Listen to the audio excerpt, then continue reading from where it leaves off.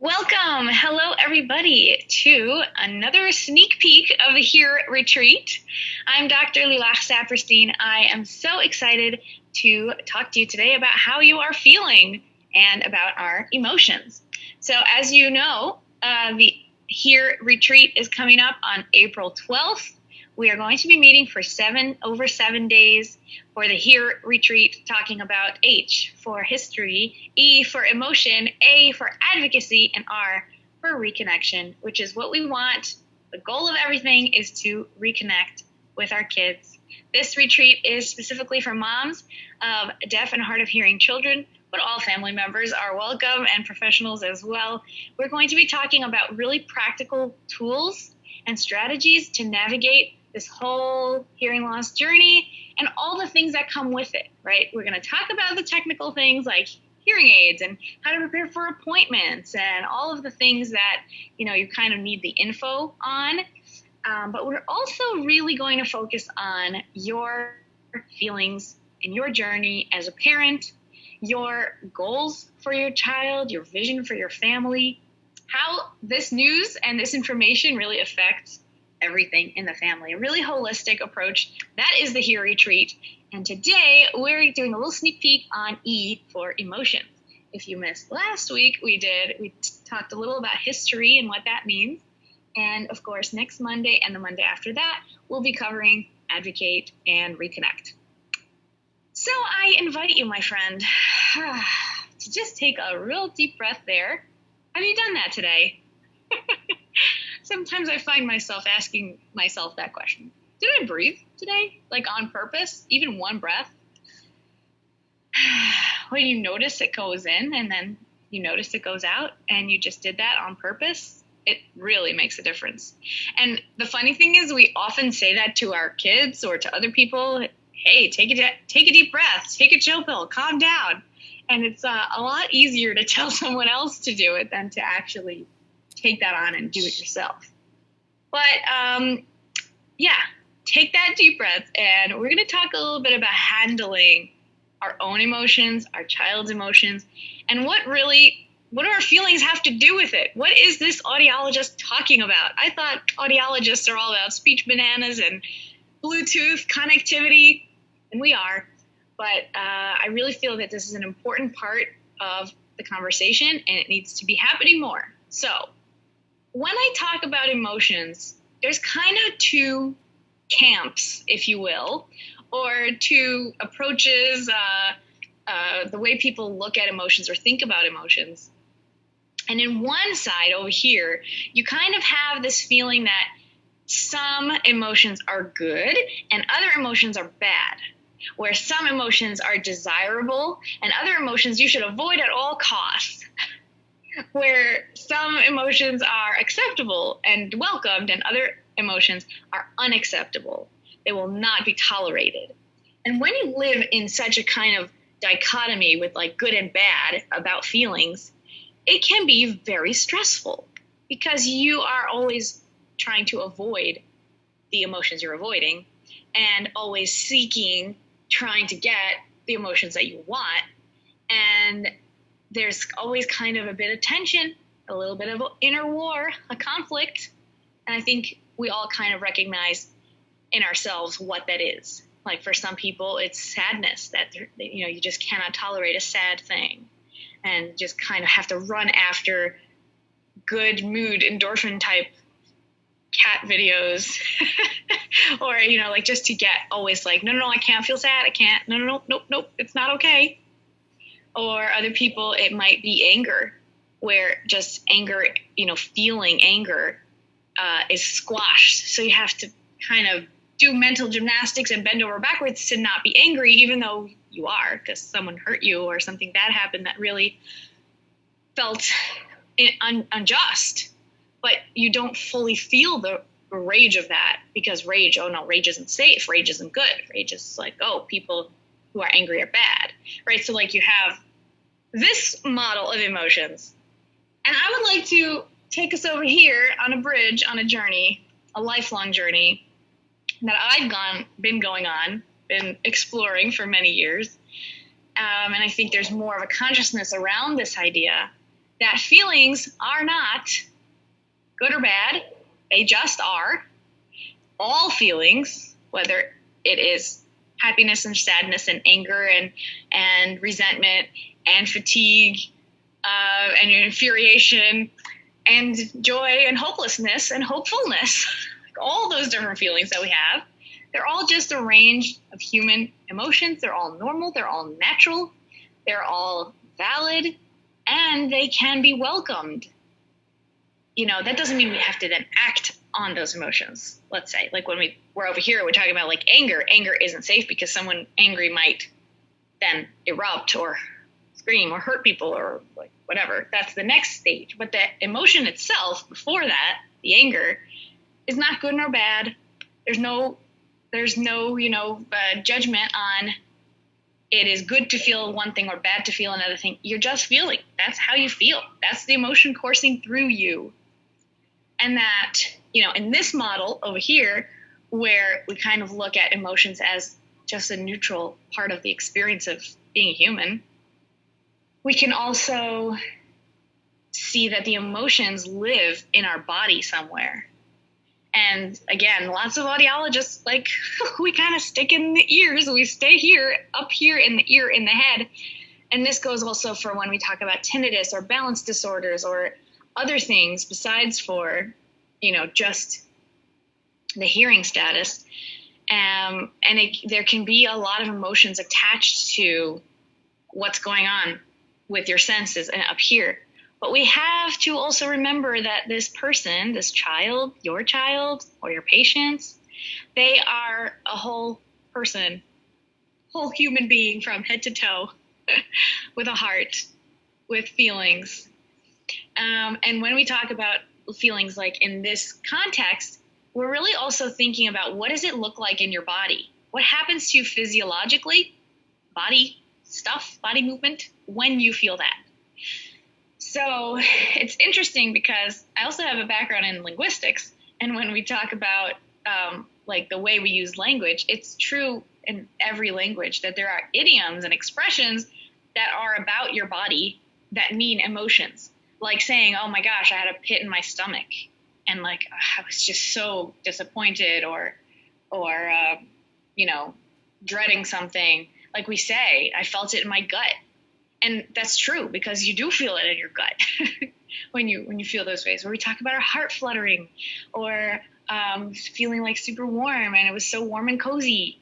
We talk about ideas that they really open your eyes like, whoa. And that's what happens when you have that physiological feeling of hope or surprise or excitement, you open your eyes. So coming also to this idea that we can find the answer to what we're feeling by checking in with our body.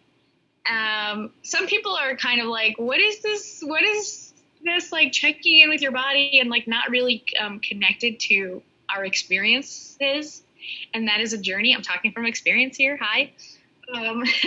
About learning to listen. Like, what does it feel like when I'm tense and my shoulders are up here and I have like anxiety? And what does it feel like differently when I'm more open, more relaxed?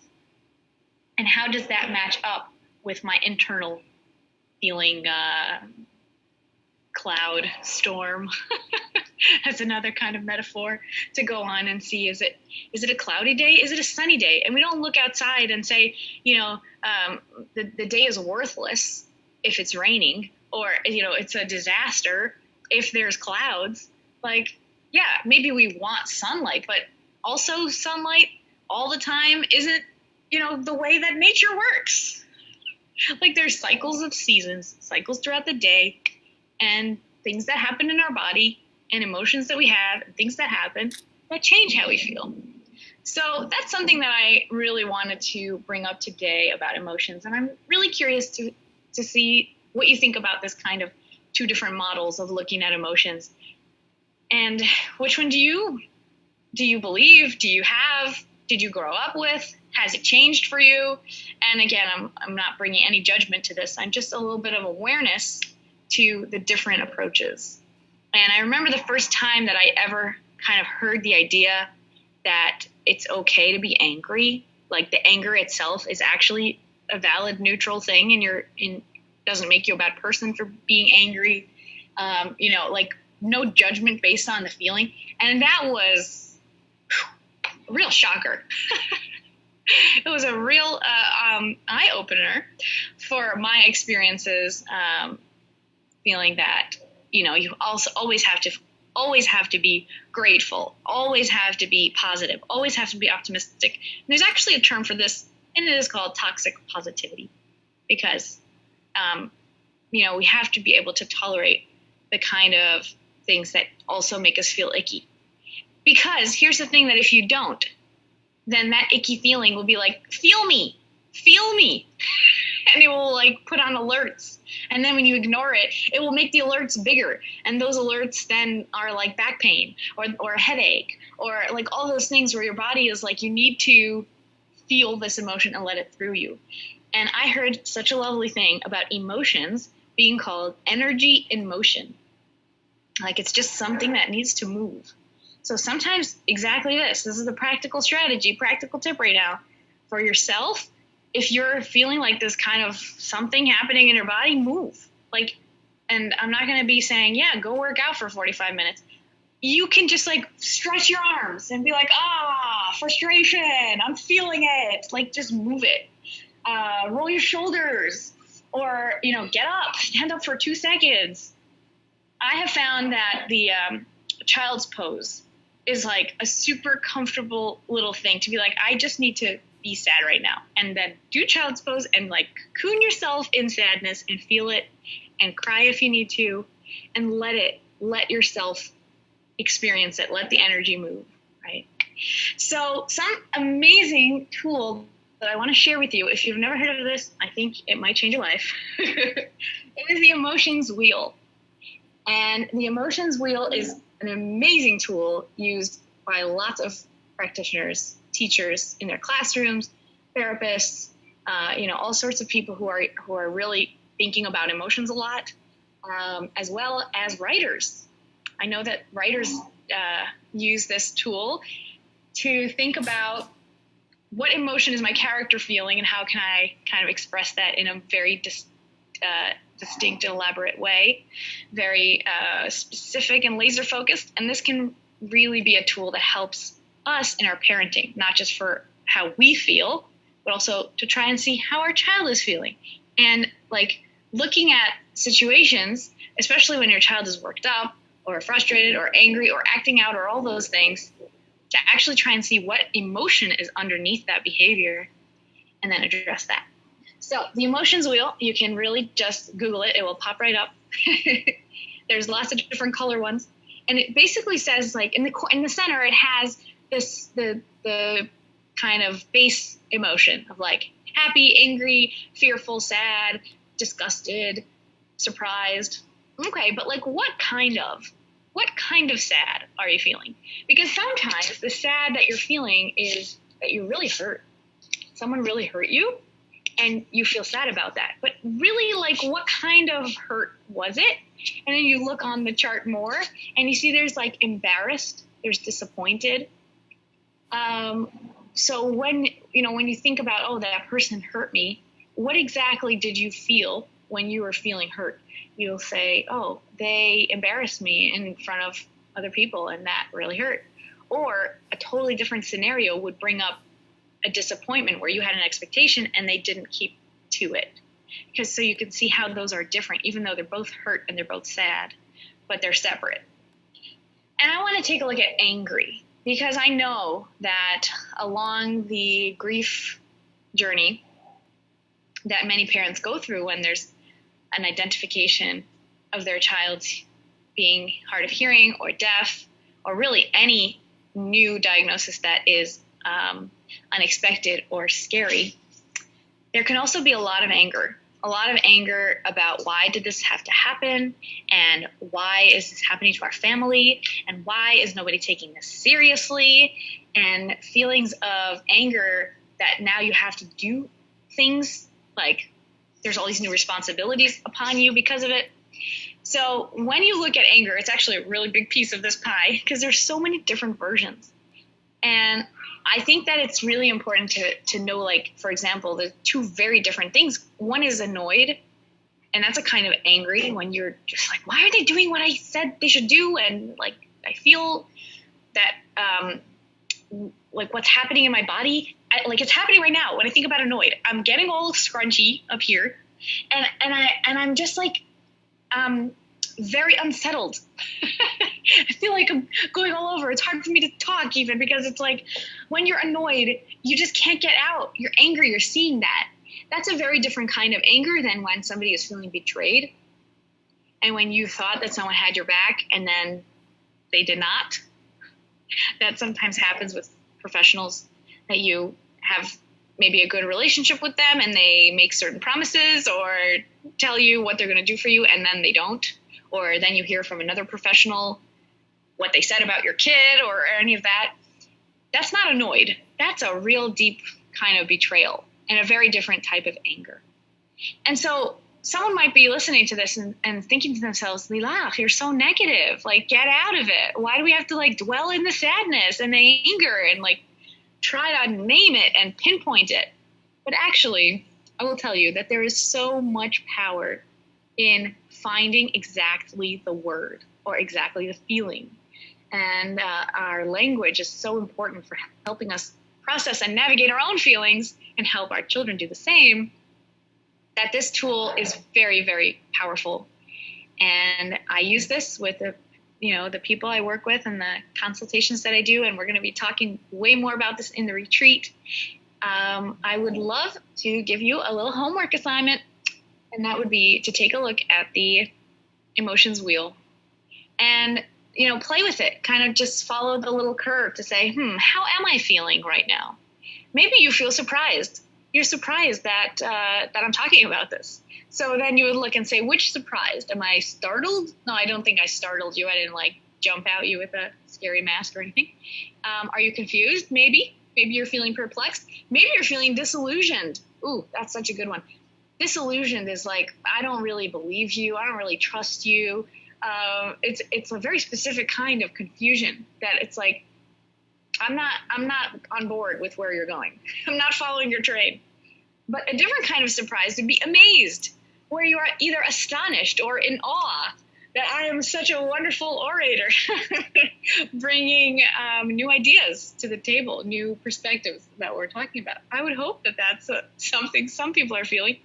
And they also put excited, eager, energetic in this surprise category. So I would definitely encourage you to do that. And then right here in the comments or email me, you can always do that, or DM me on Instagram. I'm always on Instagram, All About Audiology podcast.